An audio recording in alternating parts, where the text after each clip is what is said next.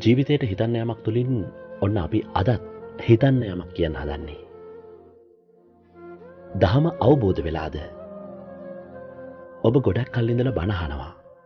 ඔබට දැනෙනවා ඔබ වෙනදට වඩා හොඳ වෙලා කියලා. ඇත්තටම මට දහම අවබෝධ වෙලාද?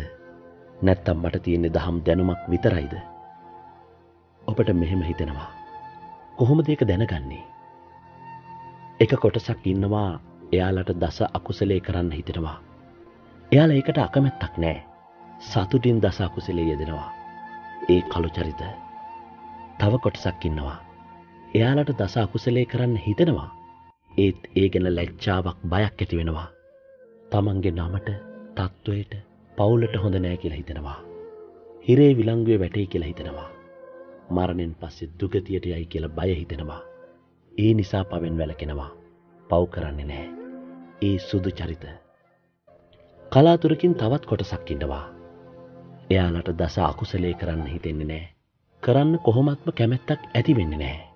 ඒ නිසා කරන්නේ නැහැ. නොකරම බැරි අවස්ථාවක් යෙදුනොත්, කරන්නම සිද්ධ වුණොත් කරන්න ඉඩ තියෙනවා. හැබැයි කැමැත්තෙන් නම් නොවේ. ඒ තමා දහම අවබෝධ වුණ අය. දැන් බලන්න ඔබ ඉන්නේ කොයි කොටේද කියලා. ජීවිතේට හිතන්න යමක්. ඔබ මේ කතාවෙන් යම් කිසි දෙයක් ජීවිතයට ගත්තා නම්, යම් දහමක් තේරුණා නම්, මේක තව කෙනෙක්ට යවන්න.